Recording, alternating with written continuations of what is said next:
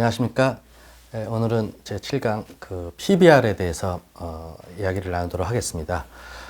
PBR 그러면 이제 분자는 P 주가죠. 그리고 분모 BPS라고도 하고 주당 순자산이 되죠. 그래서 흔히들 주가와 주당 순자산의 비율, 이것이 만약에 1보다 작다면 주가가 주당 순자산보다 작아서 기업 가치가 저평가됐다라고 일부에서 이야기들 하는데, 사실은 PBR이 가지고 있는 본래 의미와는 조금 다르다라고 저는 생각을 하고 있습니다. 왜냐, 이 PBR에서 분모에 해당하는 B는 BPS 혹은 Book Value Per Share, 즉 주당 장부 자산 가치이긴 한데 이것이 시장 가치가 아닌 장부 가치의 개념입니다.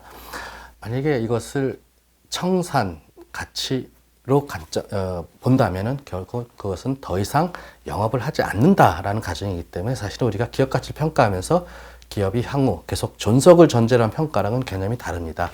그래서 기본적으로 우리가 시장에서, 유통시장에서 주가의 적정 가치를 평가하면서 사용하는 PBR의 개념은 계속 영업을 한다는 전제고, 이때 개념은 주가와 주당 장부 가치, 북밸류 퍼시어이고, 이것은 또 어떤 의미를 갖고 있냐면은 기본적으로 투자자 관점에서는 투자 원금에 해당됩니다. 최초에 투자한 자본금에다가 그 이후 기업이 계속 벌어들인 이익 중에서 주주가 회수하는 거, 이건 배당이죠. 근데 만약에 배당으로 회수하지 않는다면은 그 얘기는 결국은 기업에 남기는 것이고, 결국 이 얘기는 재투자에 해당합니다. 그러니까 최초의 투자와 재투자를 포함한 투자자 입장에서 투자자 원금에 해당하는 장부 가치와 주가의 이제 비교 개념이다라고 보시면 될 것 같고, 그 얘기는 분모는 기본적으로 이 투자 원금과 분자의 자산의 시장 가치 관점에서 비교한 거기 때문에 이 개념으로 이해를 하시면 될 것 같고, 그것이 과연 우리는 어떤 의미로 해석을 해야 될까를 이어서 말씀드리고 하겠습니다. PB의 장점, 단점과 관련된 것들은 너무나 일반적인 내용이기 때문에 이 강의에서는 생략을 하도록 하겠습니다. 기본적으로 이론적으로 이제 적정 PB가 몇 배가 적정하냐라고 봤을 때, 흔히들 얘기하는 이제 디비던드 이제 그로스 모델이라 그래서 이론적으로 접근을 했을 때 결과만 말씀드리면, 이 과정은 상당히 수학적 개념이기도 하고 좀 머리가 복잡할 수도 있으니까요. 적정 PB는 분자가 ROE-G, 여기서 G는 성장률입니다. 그리고 분모는 자기자본 수익률 G에 해당이 되고, 만약에 그 성장률을 만약에 우리가 제로로 가정을 한다라면은 그때 적정 PBR은 ROE를 자기자본 수익률로 나눈 이런 개념이 됩니다. 그럼 그것은 무슨 의미냐면은, 자기자본 수익률은 뭡니까? 주주가 투자한 투자 원금, 아까 말씀드렸죠. 원금에 재투자까지 포함한 이 원금을 투자하면서 당연히 뭔가 기대 수익을 갖고 있겠죠. 그 기대 수익률이 자기자본 수익률이 되는 거고, ROE라는 것은 그 자본 가지고 실제로 실현한 수익률이 되는 겁니다. 즉, 실제로 실현시킨 수익률이 주주 입장에서의 기대 수익률보다 높다라면, ROE가 자기 자본 수익률보다 높다라면 적정 PBR은 1보다 당연히 커야 된다는 것이 되는 것이고, ROE가 자기 자본 수익률보다 작다라면, 그러니까 실현 수익률이 기대 수익률보다 작다면 이때 적정 PBR은 1보다 작은 게 당연하다라고 봐야 된다라는 것이죠. 그 얘기는 또 무슨 얘기가 되냐면은, 이 적정 PBR이라는 것은 이 ROE라는 자기자본 수익률, 그 다음에 자기자본 기대 수익률, 그 다음에 성장률, 이런 것들이 고려돼서 산출이 된다. 그리고 기본적으로 이 자기자본은 영업자산을 전제로 한 것이고, 이 영업자산의 수익 창출력을 기업 가치로 평가하려는 것이다 라고 해석을 할 수 있을 것 같습니다. 사실 우리가 실무에서 여러분들이 애널 디테일 레포트라든가 가치 평가를 보시면은, 금융기관, 특히 은행 업종에 대한 평가에서 PBR이 굉장히 많이 사용되는 걸 보실 수 있을 겁니다. 그 얘기는 은행 업종의 비즈니스가 PBR로 설명하기에 아주 적합하기 때문입니다. 특히 우리나라 은행들 같은 경우는 수익의 80% 이상이 영업 자산을 기반으로 한 금융 수익입니다. 이에 반해서 미국의 IB 업체들은 50% 이상이 다양한 수수료 수익입니다. 그 얘기는 아마 미국의 IB 업체들 보시면은 밸류에이션 하면서 PE가 많이 적용되는 걸 보시게 될 겁니다. 이에 반해서 국내 은행들은 PB를 많이 적용하는 걸 보실 수 있을 것이고, 바로 앞에서 말씀드린 PBR의 그 개념에 맞는, 즉 영업자산의 수익 창출력을 기반으로 평가하는 툴이기 때문에 그렇게 해석을 할 수 있을 것이고, 특히 이제 어느 나라도 마찬가지지만 금융기관 같은 경우는 굉장히 엄격한 회계 기준이 적용됩니다. 특히 자산 평가에 있어서는 그런 만큼 또 자산 투명성이 높다라는 점. 특히 한국도 보시면은 좀 상당히 오랜 기간이긴 하지만은 IMF 이전에는 이 은행을 평가하면서 PER이 많이 쓰이기도 했었습니다. 근데 IMF 이후로 그다음에 각종 금융위기 등이 발생이 하면서 이제 거액의 이제 손실이 발생됐잖아요. 그 얘기는 단기 순이익의 변동성이 그리고 굉장히 컸다. 예측 가능성이 낮아졌다. 그 얘기는 우리가 PER이라는 밸류에이션은 변동성이 작고 예측 가능성이 높은 때 이익에 대한 그때 적절한 밸류에이션 툴이기 때문에 바로 그런 일이 생기면서 PER이 우리나라 금융기관은 적합하지 않았던 것으로 또 해석이 되는 측면도 우리 어떤 지역적 우리 금융기관 입장에서는 해당이 됐다라고 볼 수 있을 것 같습니다. PBR을 말씀드리면서 처음에 말씀드렸듯이 PBR을 순수하게 자산가치 관점, 시장가치 관점에서 만약에 내가 평가하겠다. 그 얘기는 앞으로 이 회사의 미래 수익 창출력을 고려하지 않는 것인 만큼 현재는 더 이상 영업 안 하고 청산한다는 관점에서 그는 해석이 된다라고 볼 수 있을 것 같아요. 그 관점이 좀 다른 것이죠. 그리고 또 하나가 우리가 이제 PBR을 보면서 이제 기업이 자기 주식을 가지고 있을 때 밸류에이션에 그걸 어떻게 고려해야 되느냐. 사실 PER 같은 경우에는 회사가 자기 주식을 가지고 있더라도 EPS를 계산하면서 그 주식수를 계산하면서 자기 주식수를 차감하지 않은 전체 주식수를 가지고 하는 것이 일반적입니다. 제가 그때 앞에서 이제 산식도 보여드리면서 언급을 한번 했던 것 같은데, 그 이유는 뭐냐면은 기업이 비록 자기 주식을 취득했을 경우 이론적으로는 주당 순이익을 계산할 때 자기 주식을 빼도록 하고 있지만 대부분의 기업이 그것을 소각 목적으로 취득하지 않는 한은 언젠간 다시 시장에 나올 주식이라는 관점에서 사실상 주당 가치 계산할 땐 빼지 않는 게 일반적입니다. 실무에서는. 이에 반해서 PBR을 계산할 때, 즉 주당 순자산, BPS를 계산할 때는 분자에 해당하는 순자산이 이미 자기 주식을 취득하게 되면은 자기 주식이 자본조정이라는 항목에서 차감 항목으로 빠져버립니다. 분자에선 빠져있기 때문에 분모에 해당한 주식수에서도 자기 주식을 같이 차감을 해야지만 분자 분모가 대응한다는 개념이죠. 이런 관점에서 EPS 계산할 때 자기 주식의 의미랑 BPS 계산할 때 자기 주식 개념은 조금 다르게 볼 수도 있을 것 같아요. 또 하나가 이제 영업권 등을 포함한 무형자산은 어떻게 하는 게 적절하겠느냐에 대한 이슈가 나올 수 있을 것 같아요. 우리가 흔히 이제 회계적으로 보거나 그럴 때 순자산을 계산하면서 영업권 등의 무형자산을 차감하는 형태로 사실은 많이 적용을 해왔습니다. 그때 차감했던 이유는 뭐냐면은 그런 무형자산은 미래에 비용으로 상각되면서 떨어져 나갈 거기 때문에 그 가치를 차감을 해야 된다는 이론이었는데, 사실상 이제 IFRS가 도입되면서 영업권에 대한 개념이 바뀌었죠. 미래에 당연히 차감하는 게 아니라 그 부분에 대해서는 재평가를 통해서 훼손이 안 됐다라면 계속 가져가는. 그 얘기는 역으로 얘기하면 뭐냐면은 영업권이라는 게 M&A 등에 의해서 이제 발생이 되는데, 그때 그 부분이 경영권 프리미엄 등으로 그냥 평가해 준 게 아니라 그 기업의 미래 수익 창출력을 보니까 이만한 가치가 있다라고 판단해서 지불한 대가였고, 그런 만큼 그 판단이 유효하는 여전히 그 가치를 평가에 집어넣어야 된다는 얘기죠. 그래서 실제로 미국에서는 그냥 BPS 그러면 바로 무형자산을 포함한, 즉 intangible BPS가 포함되어 있습니다. 그래서 우리의 종전의 개념처럼 무형자산을 차감하겠다 그럴 경우에는 앞에다가 tangible BPS를 따로 표시해야지만 이것은 무형자산이 차감된 거구나라고 이제 해석을 할 수 있다라는 점을 좀 지적을 하고 싶고요. 한번 사례를 말씀드려 보겠습니다. 이제 우리가 이제 PBR로 가치 평가를 하는 경우 유상증자를 한 기업을 한번 예를 들어 볼게요. 유상증자 전의 평가랑 유상증자 후의 평가가 어떻게 우리가 달라져야 되나 라는 관점에서 같아야 되나 달라져야 되냐. 예를 들어서 유상증자 전에 어떤 특정 기업이 주가가 2만 원이다. 그리고 BPS가 10,000원이다. 그러면 현재 주가 수준에서 이 회사 PBR은 2만 원을 10,000원으로 나눈 2배가 되겠죠. 그러면 이제 적정 PBR이 몇 배냐? ROE가 이 회사가 21%였어요. 그리고 자기자본 비용이 7%였고, 그러면 적정 PBR은 몇 배입니까? 21% 나누기 7%, 즉 3배가 되는 것이죠. 그러면 이 경우 이 회사의 타겟 프라이스는 BPS 10,000원에 타겟 PBR 3배를 곱한 30,000원이 되는 것이죠. 그죠? 여기까지가 이제 이 회사의 유상증자 전에 이제 밸류에이션 결과였다라고 가정해 놓고, 근데 이 회사가 현재 주가 20,000원에서 거기에 25% 할인한 15,000원에 100% 유상증자를 실시했다라고 발표했을 경우, 그러면 증자 후에 이 회사의 적정 주가는 얼마가 합리적이냐에 대한 이제 한번 사례를 한번 검토를 해봅시다. 유상증자 후에 BPS가 얼마가 될까요? 유상증자 전에는 BPS가 10,000원이었죠. 근데 15,000원에 100% 유상증자 했으니까 유상증자 후에 BPS는 10,000원 더하기 15,000원 나누기 2, 즉 12,500원이 됩니다. 그러면 이 회사의 유상증자 후 타겟 PBR은 몇 배가 될까요? 바로 유상증자 전에는 3배였어요. 그죠? 유상증자 후에도 3배를 적용하면 타겟 프라이스 얼마가 됩니까?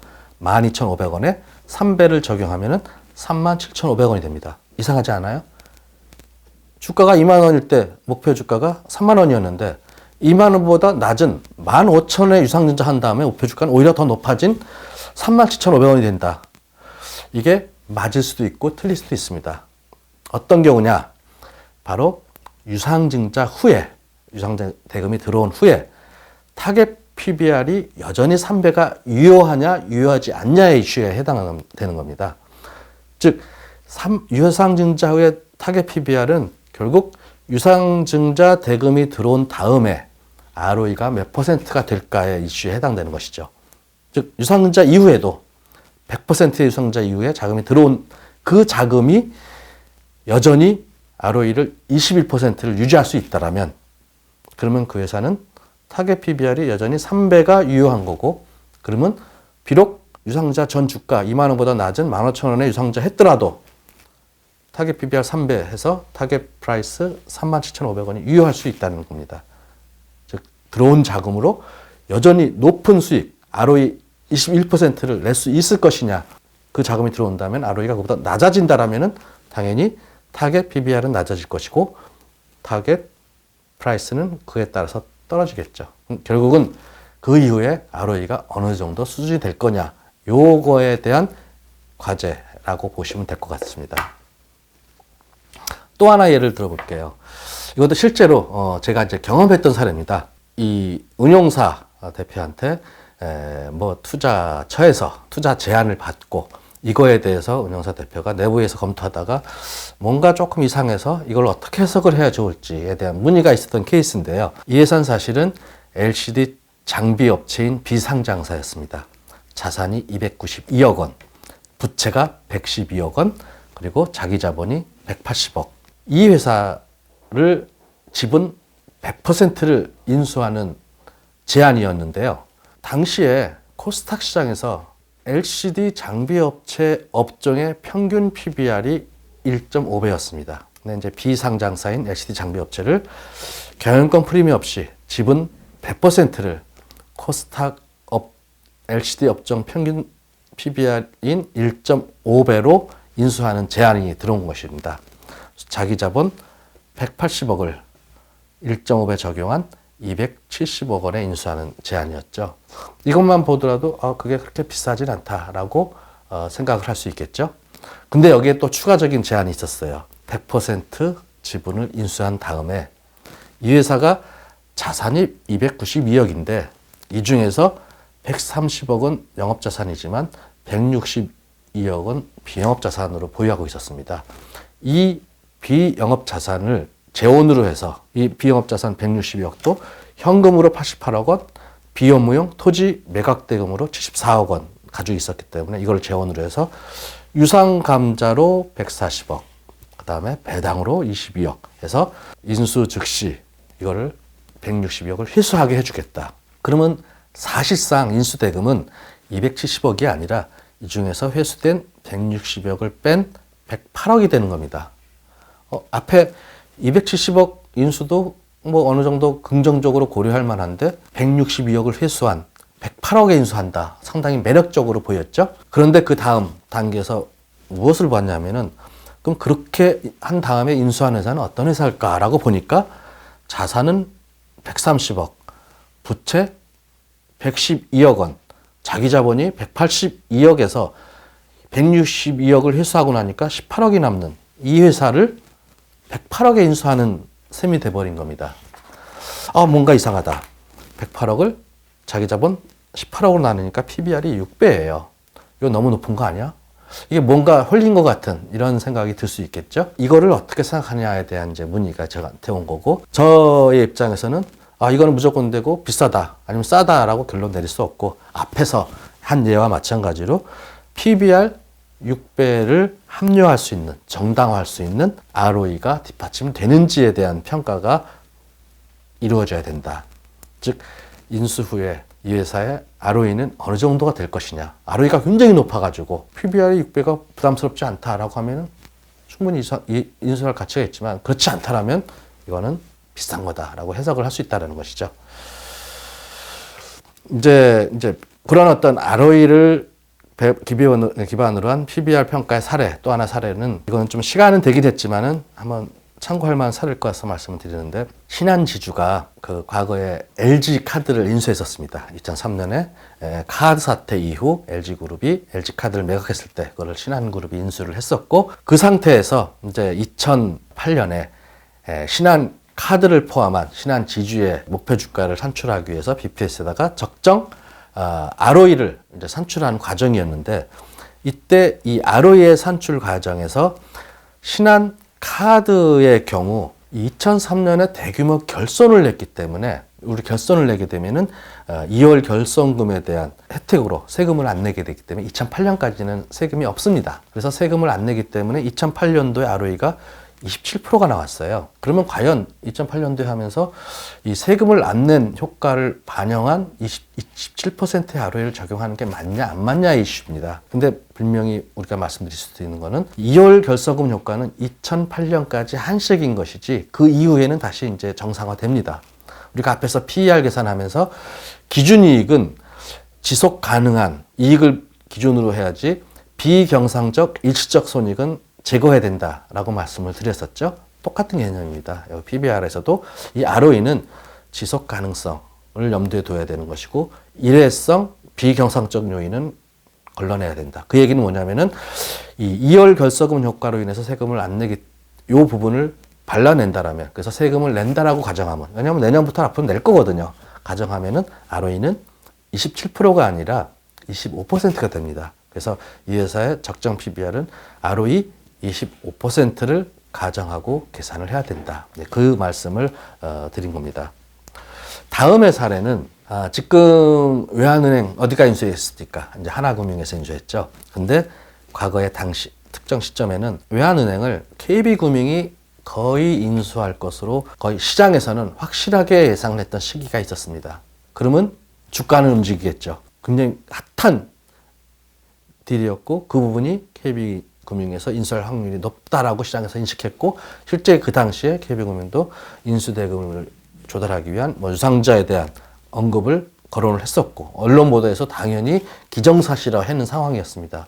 그러다 보니까 그런 기대감을 반영해서 주가는 움직이고 있었고, 그러면 이제 투자자들 입장에서는 이거 어떻게 해야 되냐라고 문의가 나올 수밖에 없고, 그럼 애널리스트 입장에서는 어떤 형태로든 언급을 해야 되겠죠. 근데 사실상 우리가 흔히 분석하는 펀더멘털 분석에는 상당히 어려워요. 왜냐?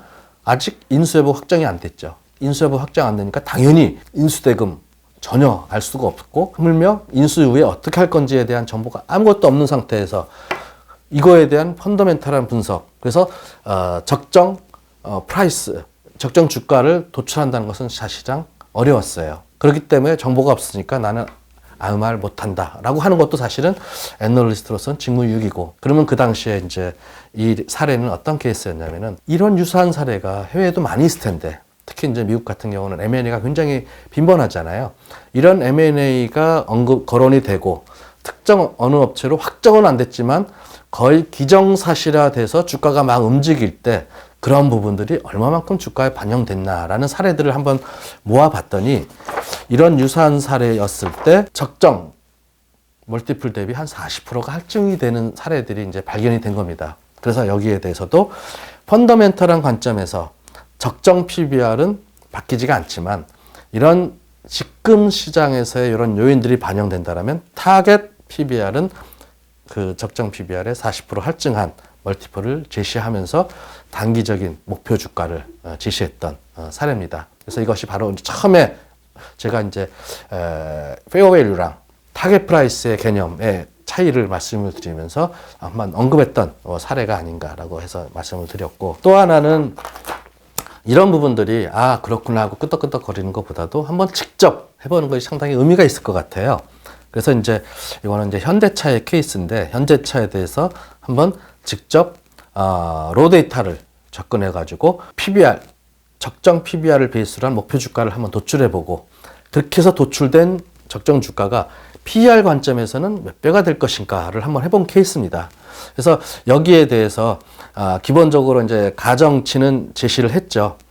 터미널 그로스 레이트는 1.5%, 그 다음에 자기 자본 비용 8%, 리스크 프리 레이트 2%, 그 다음에 리스크 프리미엄 6%, 그 다음에 베타 1%. 물론 이제 자기 자본 비용은 여기서 그 터미널 그로스, 리스크 프리 레이트, 리스크 프리미엄, 베타를 통해서 이제 도출이 되는 항목이고요. 그렇게 해서 계산을 하게 되면은 적정 PBR은 우리 앞에서 했죠. ROE 나누기 자기 자본 비용. 이 ROE가 7.84%이고 자기 자본 비용이 8%이기 때문에 적정 PBR은 두 개의 비율인 거기에 이제 성장률 G를 고려하게 되면 0.98배가 됩니다. 이 회사 BPS 26만 5,315원에다가 적정 PBR을 적용하게 되면 적정 주가는 25만 8,830원이 되죠. 그런데 이 회사 EPS 19,016원을 적용시키면 그렇게 해서 도출된 PE는 13.61배가 됩니다. 사실 이제 그러니까 우리가 보통 이제 PER을 가지고 접근하게 되면은 피어의 PER, 여기에 이제 할증 요소, 할인 요소를 고려해서 적정 PER 몇 배 해서 도출되는 것들은 상당히 이제 상대적인 개념이 많이 반영되죠. 근데 우리 앞에서 PBR로 도출한 개념에는 상대 개념이 어디가 안 들어가 있어요. 즉, 분명히 유통시장에서는 이런 어떤 멀티플들이 상대적 관점에서 시장의 상황에 대해서 바뀌는데, 이 PBR에 ROE를 반영해서 목표 주가를 구하게 되면은 상대적 개념이 아니라 절대적 개념이 돼버려요. 시장이 어떻게 변해도 영향을 받지 않는 이런 부분들을 그러면 어떻게 우리가 할 것이냐. 결국 ROE와 PBR의 상관관계를 이용한 그 피어와 비교한 상대 가치로 도출한다면은 이것 또한 상대 가치로 도출할 수 있다는 것이죠. 이 왼쪽 그림은 이 ROE와 PBR을 가지고 그림을 그렸는데, 보시다시피 굉장히 분포가 산만합니다. R스퀘어가 굉장히 낮죠. 이건 바로 이 기업이 마켓 전체 기업을 상대로 했기 때문입니다. 기본적으로 이 상대 밸류에이션 툴은 피어를 염두에 두고 분석을 해야 됩니다. PER이든 PBR이든 특히 EBITDA든. 그래서 이 글로벌 PR 업체, 피어 업체들, 글로벌 자동차 혹은 자동차 부품 업체들을 대상으로 ROE와 PBR을 분산해 봤더니 R스퀘어 값이 엄청나게 높게 나왔죠. 굉장히 유의적인 모여있다는 얘기입니다. 이것은 이제 한번 이제 국내 기업을 상대로 한번 해본 겁니다. 현대차와 기아차, 현대모비스, 만도, 한원시스템, 현대유야. 한번 여러분도 한번 특정 업체들 이런 피어끼리를 다른 업종도 마찬가지지만 선택을 해가지고 한번 해보십시오. 이렇게 해서 ROE를 구하고 FI1 기준입니다. 그 다음에 PBR을 구하고 얘를 이렇게 그래프로 그린 다음에 회귀 분석을 해보면 R스퀘어가 굉장히 높게 나옵니다. 그럼 우리는 이걸 가지고 어떻게 할 수 있냐면은 이 추세선에서 아래에 있으면 저평가, 위에 있으면 기본적으로 고평가라고 얘기할 수 있고, 물론 아래에 있는데 그만큼 할인할 요인이 있으면 저평가가 아니겠죠. 위에 있어도 할증할 요인이 있으면 또 고평가가 아니겠죠. 여기는 추가로 이게 질적인 요인, 뭐 이런 것들이 또 반영이 돼야 되는 것이고, 이와 관련돼서 실제로 우리가 이제 데이터들을 사례를 한번 샘플로 보여드렸으니까 이것도 한번 참고를 해가지고 직접 해보시면은 아마 그냥 듣고 눈으로 본 것보다는 확실히 효과가 있지 않을까 생각을 합니다. 이 PBR 부분도 앞에서 PER 그리고 EBIT 마찬가지로 한번 산식을 정리해 봤습니다. 기본적으로 너무나 당연하다고 생각하지만 실제로 막상 계산하면은 조금씩 미세한 차이가 있습니다. 우리가 PR 할 때 EPS 계산하면서 당기 순이익을 주식수 나눌 때 우선주를 뺄 거냐 안 뺄 거냐, 자기 주식을 뺄 거냐 안 뺄 거냐 하나하나 다 논란의 여지가 있고, 실제 시장에서는 그 주체마다 또 다양한 정의, 다양한 판단 안에서 다양하게 사용되고 있기 때문에 이용자 입장에서도 명확한 기준을 가지고 접근할 필요가 있습니다. 그래서 기본적으로 제가 이제 적합한 제 입장에서 판단한 안을 한번 말씀드렸고, 여기에 따라서 각각의 이제 고려해야 될 이슈들을 한번 정리를 해 놓은 건데, 물론 판단이 다를 수도 있을 것입니다. 대신 내가 왜 그렇게 하는지에 대한 근거를 가지고 접근한다면 일관성 있는 판단을 할 수 있지 않을까. 그리고 시장에서 그것에 대해서 내가 설명할 수 있는, 그게 결국 이제 공감의 이슈에 해당되겠죠. 네, 그래서 오늘은 여기까지 PBR 말씀드렸습니다. 네, 감사합니다.